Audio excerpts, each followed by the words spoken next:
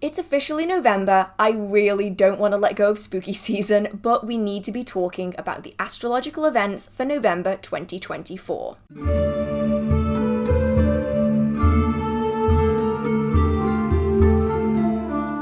Astrology is really interesting to me, but I'm not an expert in the subject, and so this really is going to be a shallow dive into the things coming in November, or we would be here for probably hours. There are so many minute little adjustments and slight changes that can impact the energy and your magical practice, but this video is about the things that I think are going to be quite big and significant for the most number of people. If you do have something significant that you think is important that I've missed, feel free to let us know in the comments section so we can all learn a little bit more. And I do feel the need to reiterate that just like with tarot readings and other forms of divination, astrology shouldn't be followed blindly. It isn't something that you should completely change your life over. It is simply shifts in energy that might adjust or adapt the things that we are experiencing, and so it's useful to know what's coming in advance.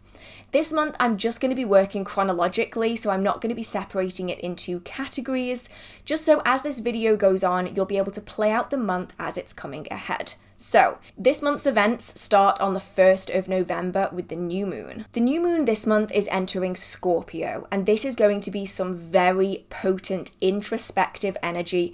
It's not going to be super comfortable, so we're starting off with something that isn't so great for a lot of people. If you have heavy Scorpio placements in your chart, you're probably not going to mind this quite so much, but for other people, it's going to consist of deep introspection.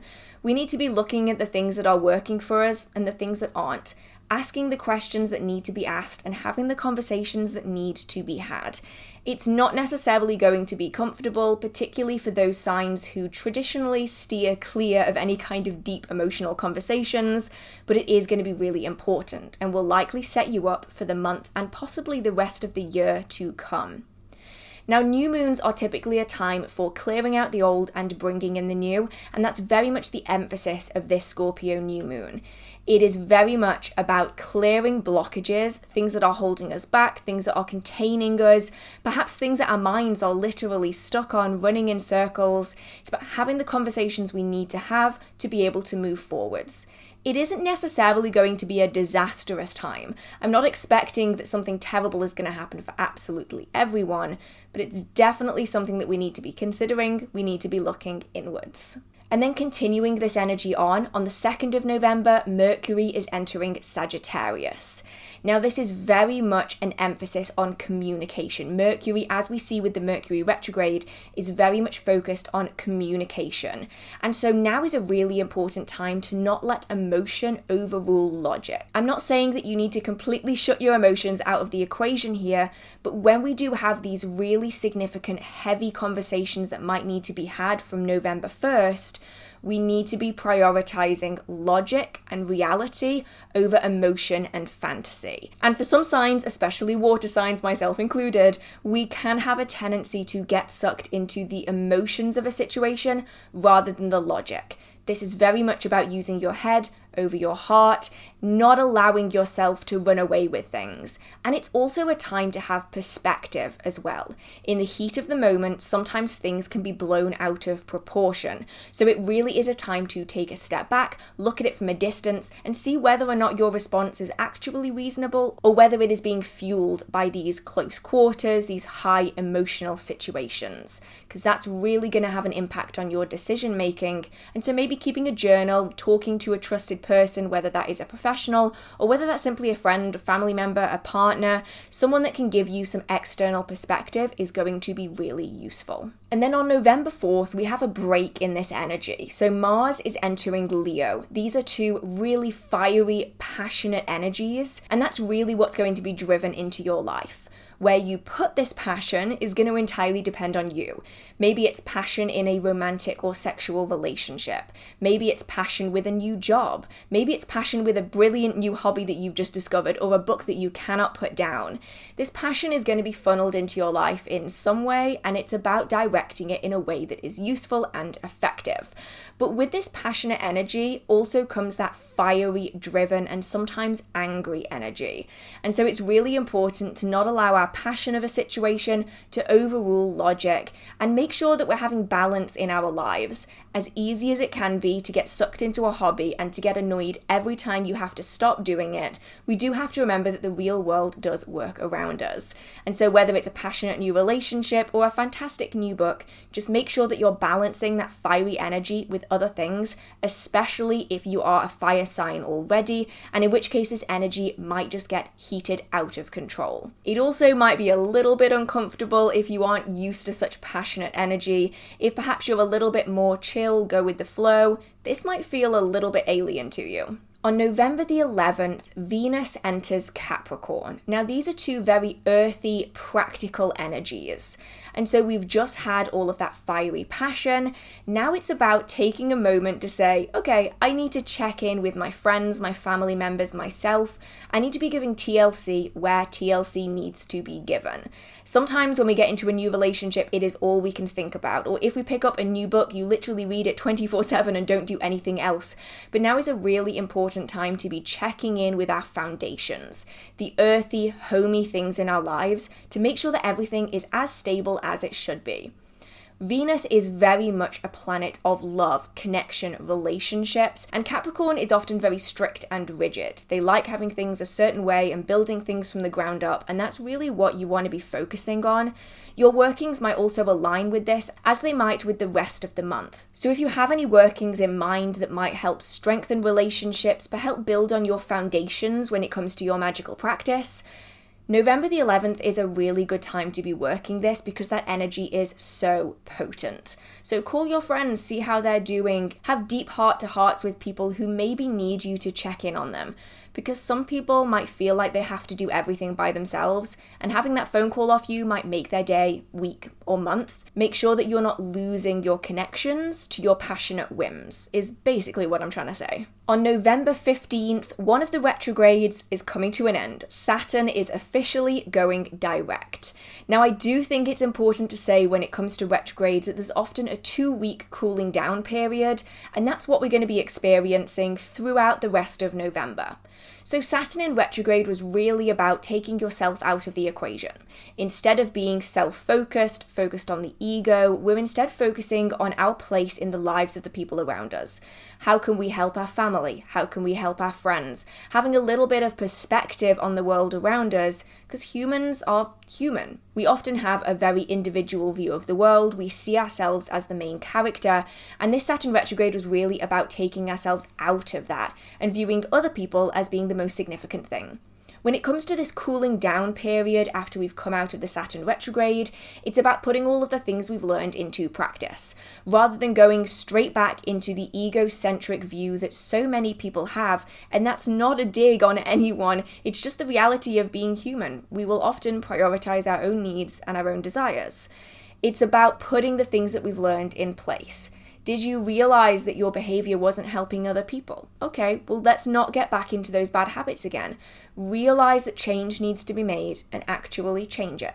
Retrogrades are not going to destroy your life, but what they will do is show you the things that need working on and the things that you could improve for the betterment of both yourself and other people. On November 15th, we also have the full moon in Taurus. This is very much about having our needs met, but we don't want to be doing it in a selfish way. Now, this is perhaps more for the manifestors or the witches out there, those who are choosing to do spells and rituals or manifestations to achieve their goals. This full moon is really a potent time for achieving the things that we want to, manifesting things into the earthly plane, because Taurus is an earth sign. If you're wanting to achieve that new job, now is an optimum time to be working that energy. If you want to be manifesting money or manifesting love into the physical world, now is a great time to either be starting those workings or finishing up workings for the things that we want to achieve. Now, for those who perhaps celebrate the S-bats without carrying out spells and rituals, this is the beaver moon, the frost moon, or the morning moon. And especially the frost moon really resonates with me. This is definitely the season where we're going to be seeing the weather changing drastically, especially if you you live in the UK or Western Europe, you're likely going to notice this a lot. It's a time where we're going to need to bundle up in more wintry clothes, and you might find that your spiritual practice changes and shifts. Your interactions with the natural world are going to be different, and if you work with spirits and natural energies, you're going to notice a shift in that too. So if you're new to your practice and you're not used to those shifts, they are completely normal.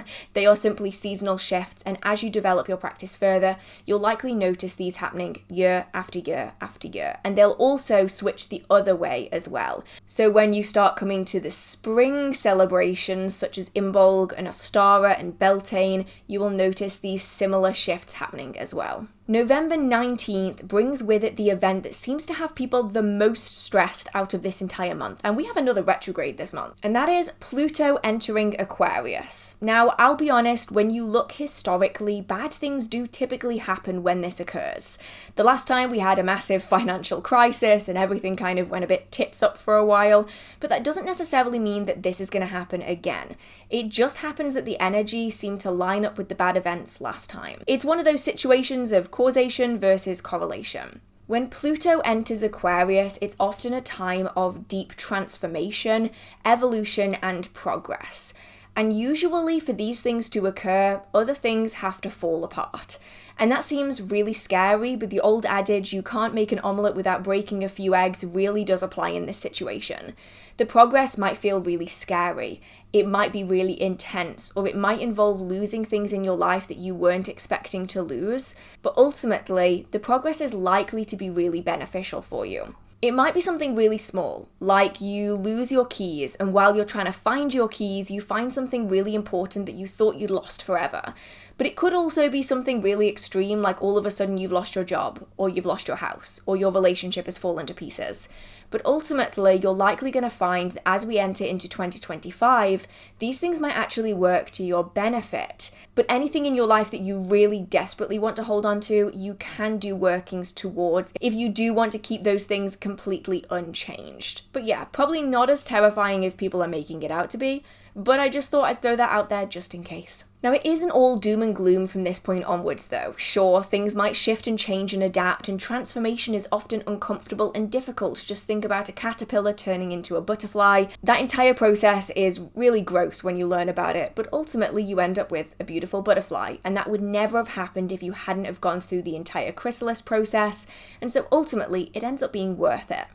When it comes to November, on the 21st, the sun is entering Sagittarius. And this really is a time to let loose and have your hair down for just a little bit. This year has sucked. I think we can all agree that astrologically it has been an absolute doozy. It just seems to have been one thing after another, and this is really a time where we can relax just a little bit. Now, it's really important if you are a Sagittarius or you are particularly prone to being free-spirited that you don't let this go too far. If you are a particularly uptight person, perhaps you are really rigid with rules, this might be a little bit uncomfortable, but it could be really freeing. I suspect I'm going to feel this way. I am very much a stickler for the rules. I am a strongly emotional Cancer, and so this kind of free energy kind of scares me. I'll be honest, I'm not good with change. I'm not good with relaxing or chilling or going with the flow. That's not me. That is not my vibe. I am a planner. I like knowing what's happening, when it's happening, who's going to be there, the floor plan of the building I'm entering. That's just the kind of person that I am. But this time of year could be a really great chance to simply relax. And perhaps it's the time to not do any spells and rituals. You might find that you just want to let your hair down and just breathe. Try a different hobby. Get out into nature. Party. For some of you, it might genuinely be a case of saying, you know what, I've worked hard enough this year. I'm going to party for a little bit. Just don't go too crazy with it and keep yourself safe. But finally, something really positive for a lot of people. And then just to round this off, you know, the cherry on top, Mercury is going into retrograde on November 26th. Now, if you think that the Mercury retrograde is going to be the end of the world, I promise you it isn't. It is one of the more well-known retrogrades because it does tend to affect communication. And this is why I say it's really important not to let your hair too far down when it comes to us entering into Sagittarius, because you might find that communication is a little bit trickier. That's not to say that all of your communication is going to go wrong, but you might find that electric devices go wrong more often. You might find that you are misconstrued in communication, especially if it is via text or email. And it might be a good time to be double, triple, quadruple checking any contracts or forms that you need to be signing or sending in, just to make sure something doesn't go wrong. Because I often find any kind of form that I need to be doing around the Mercury retrograde, it's gonna go wrong. Now, of course, we do still have other retrogrades happening. I did speak on them in the last video, so I will link that up here for anyone who is interested. But for those who are curious as to what's still going on, we have the Saturn retrograde occurring until November 15th, which we mentioned earlier. We have Uranus, Neptune, and Jupiter still in retrograde, and then obviously Mercury is going into retrograde at the end of the month. That might sound really scary, but a lot of these are simply going to bring aspects of yourself to light, situations that need adjustment, personality traits that could do with being tweaked, things that just might need working on. So overall, you know what? This month isn't that bad. It might sound a little bit scary with the Mercury retrograde and Pluto entering into Aquarius, but you know what? I'm actually not that worried about it. It's definitely going to be an up and down. Some people are going to struggle more than others. But it's really important to not let, as mentioned earlier, the astrology get in the way of your life. The same with other aspects of witchcraft. It isn't about overriding your life. It's just a wave that we need to be riding on, and you might want to make a few adjustments along the way. So with that being said, I hope you did enjoy this video. If you did, feel free to give it a like. I have other videos in this series that I will link in the description box, and I will be coming out with everything new that's releasing book-wise in witchcraft and paganism next week. So I know that it's a little bit frustrating perhaps for some that I've split the videos, but that will be coming out in next week's episode. If you do have any questions or comments, feel free to put them down in the comment section, and if you do enjoy the magical content on this channel or in this video, feel free to hit subscribe. I try to post magical content every single week. So with that being said, I hope you're all staying safe. I hope you have a marvelous magical day. I hope you've had an amazing Samhain, and I will see you in the next video. Bye!